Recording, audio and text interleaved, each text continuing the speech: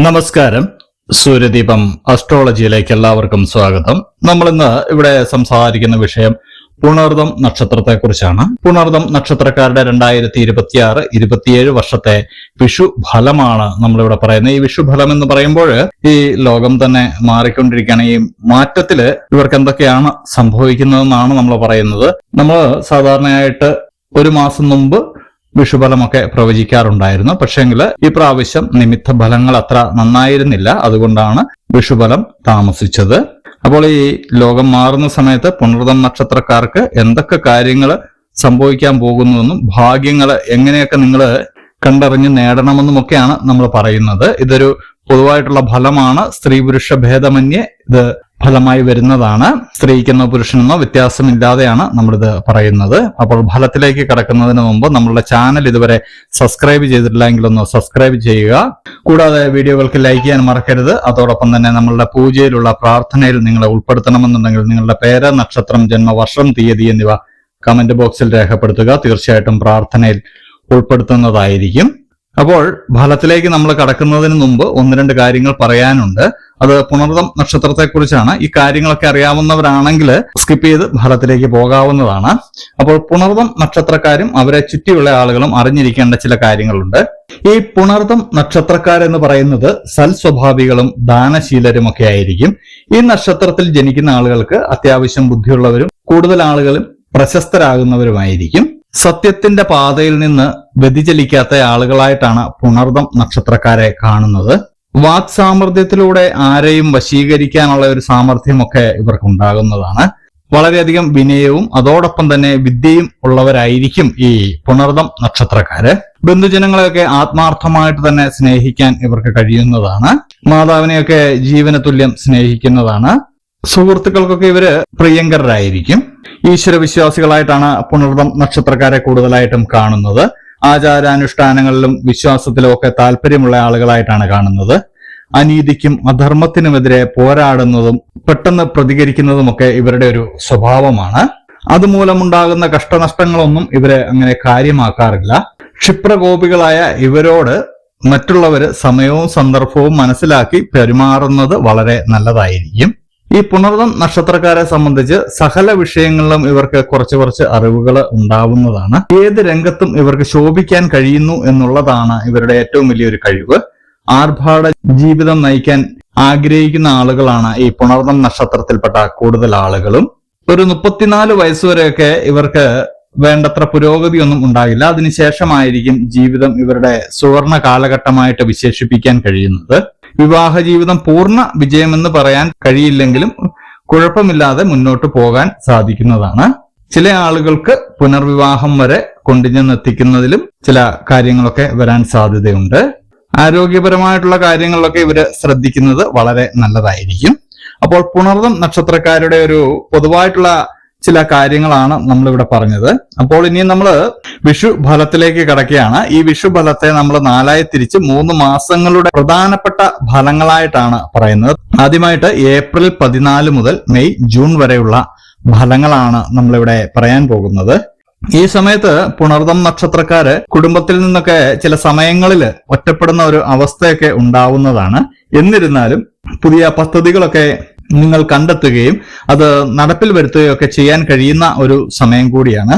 സാഹിത്യ രംഗത്തും കലാരംഗത്തും കായിക രംഗത്തും രാഷ്ട്രീയ രംഗത്തും ഒക്കെ പ്രവർത്തിക്കുന്നവർക്ക് അനുകൂലമായിട്ടുള്ള സമയമാണ്.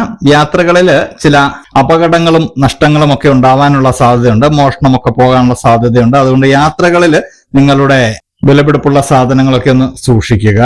ചില സമയങ്ങളിൽ മനസ്സിൽ അരുതാത്ത ചിന്തകളൊക്കെ ഉദിക്കാൻ സാധ്യതയുണ്ട്. അത് നല്ല പ്രവണതയല്ല. അതിനെ അടക്കി നിർത്തേണ്ടതുണ്ട്.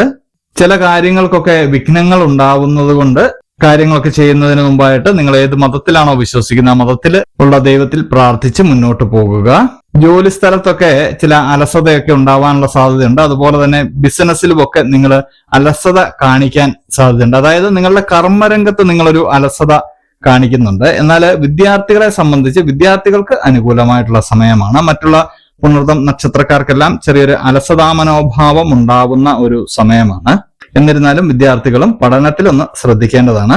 നിങ്ങളുടെ സംസാരങ്ങൾ കൊണ്ട് ഭവനത്തിൽ ചില അനർത്ഥങ്ങളൊക്കെ ഉണ്ടാവാനുള്ള സാധ്യതയുണ്ട്. അതൊന്ന് ശ്രദ്ധിക്കേണ്ടതാണ്. ഹിന്ദുമതത്തിൽപ്പെട്ട ആളുകളാണെങ്കിൽ ശിവ ഭഗവാനെ പ്രാർത്ഥിക്കുന്നതും പൂജിക്കുന്നതും വളരെ നല്ലതാണ്. മറ്റുള്ള മതത്തിലുള്ളവര് അവരവരുടെ മതത്തിലും ദൈവത്തിലും വിശ്വസിച്ച് മുന്നോട്ട് പോകുക എന്നുള്ളതാണ് ഈ സമയത്ത് ചെയ്യേണ്ടത്. ഈ 3 മാസത്തെ ഫലം എടുക്കുമ്പോൾ ഗുണങ്ങൾ ഏറെയാണുള്ളതെങ്കിലും ചെറിയ ദോഷങ്ങളൊക്കെ ഉണ്ട്. ആ ദോഷങ്ങൾ അകറ്റുവാനായിട്ട് പ്രാർത്ഥന കൂടിയേ തീരൂ. ഇനി നമ്മൾ ജൂലൈ, ഓഗസ്റ്റ്, സെപ്റ്റംബർ മാസത്തിലെ ഒരു ഫലം എടുക്കുകയാണെങ്കിൽ ചില സമയങ്ങളിലൊക്കെ നമ്മളുടെ മനസ്സന്തോഷം പെട്ടെന്ന് നഷ്ടപ്പെടുന്ന ഒരു സമയമാണ്. ആഗ്രഹങ്ങളൊന്നും സഫലീകരിക്കില്ല എന്നുള്ള ഒരു തോന്നലൊക്കെ നമ്മൾക്ക് ഉണ്ടാവുന്ന ഒരു സമയമാണ്. അതിനുവേണ്ടി നിങ്ങൾ കഠിനമായിട്ടൊന്ന് പ്രയത്നിക്കേണ്ടതുണ്ട്. അപവാദങ്ങളൊക്കെ കേൾക്കാനുള്ള ഒരു സാധ്യതയും കാണുന്നുണ്ട്. അതൊന്ന് ശ്രദ്ധിക്കേണ്ടതാണ്. ചില അവിചാരിതമായിട്ടുള്ള കൂട്ടുകെട്ടുകളിൽ നിന്ന് നിങ്ങൾക്ക് അപവാദങ്ങൾ കേൾക്കേണ്ടി വരുന്നതാണ്. അതൊന്ന് ശ്രദ്ധിക്കുക. പുതിയ കൂട്ടുകെട്ടുകളൊക്കെ തുടങ്ങുമ്പോൾ അത് നല്ലതിനാണോ, പുതിയ ബന്ധങ്ങളൊക്കെ തുടങ്ങുമ്പോൾ അത് നല്ലതിനാണോ എന്ന് ശ്രദ്ധിച്ചതിന് ശേഷം മാത്രം തുടങ്ങുക. ബന്ധുജനങ്ങളെ കൊണ്ട് വലിയ ബുദ്ധിമുട്ടുകളൊക്കെ ഉണ്ടാവാനുള്ള സാധ്യതയുണ്ട്. ചില ശത്രുശല്യമൊക്കെ ഉണ്ടാവുന്നുണ്ട്.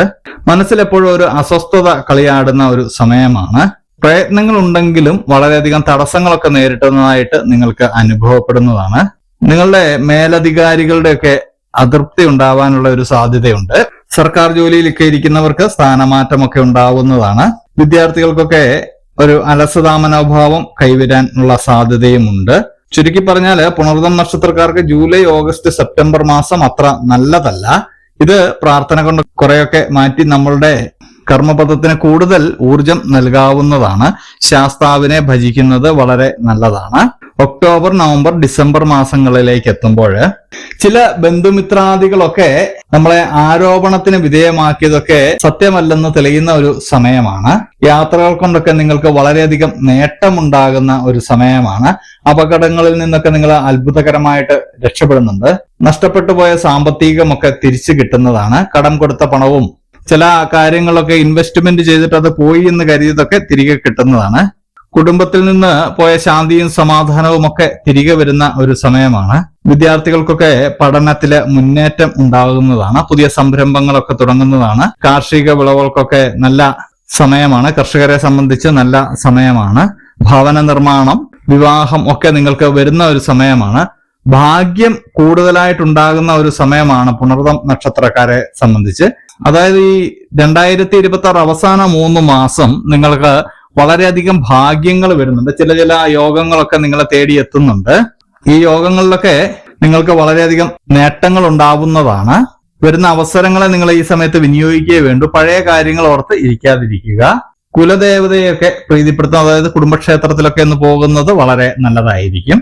നമ്മളപ്പോൾ 2027 തുടക്കം ജനുവരി, ഫെബ്രുവരി, മാർച്ചിലേക്ക് എത്തുമ്പോൾ പുണർദം നക്ഷത്രക്കാർക്ക് ഈ വിഷുബലം അനുസരിച്ച് എങ്ങനെയായിരിക്കുമെന്ന് നമുക്കൊന്ന് നോക്കാം. ദൂരദേശ സഞ്ചാരത്തിനൊക്കെ സാധ്യത കാണുന്നു. അതായത് വിദേശ ജോലിക്കൊക്കെ ആഗ്രഹിക്കുന്നവർക്ക് ഈ സമയത്ത് നടക്കുന്ന ഒരു സമയമാണ്. ചില സ്ത്രീകളാല് നിങ്ങൾക്ക് സഹായം ഉണ്ടാകുന്നതാണ്. അത് ഈ പുണർദം നക്ഷത്രത്തിൽ പിറന്ന പുരുഷനും സ്ത്രീക്കും ഒരുപോലെ ബാധകമാണ്.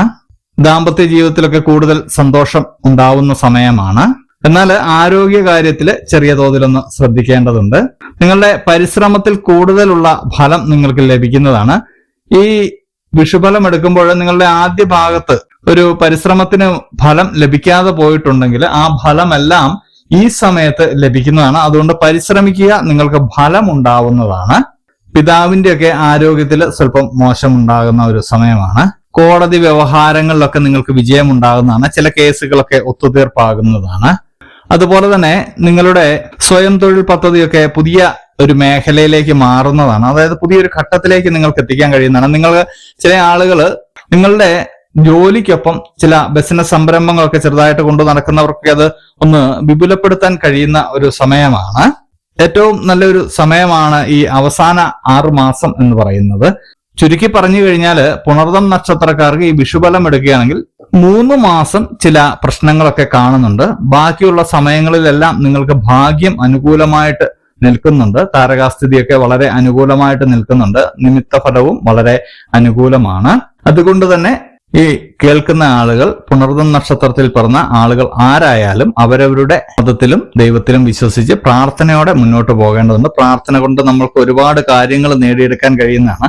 ചില കാര്യങ്ങളൊക്കെ, ചില അപകടങ്ങളൊക്കെ നമ്മളെ ഒഴിവാക്കി പോകുവാനായിട്ട് ഈ പ്രാർത്ഥന ഉപകരിക്കുന്നതാണ്. കൂടാതെ ഈ പ്രാർത്ഥന കൊണ്ട് നമ്മൾക്കൊരു പോസിറ്റീവ് എനർജി നമ്മളിലേക്ക് വരുന്നതും നമ്മളുടെ ചുറ്റുമുള്ളത് പോസിറ്റീവായിട്ട് ഭവിക്കുകയും ചെയ്യുന്നതാണ്. അപ്പോൾ ഇതുപോലുള്ള അറിവുകൾക്കും വിശേഷങ്ങൾക്കും നമ്മളുടെ ചാനൽ ഒന്ന് സബ്സ്ക്രൈബ് ചെയ്യുക.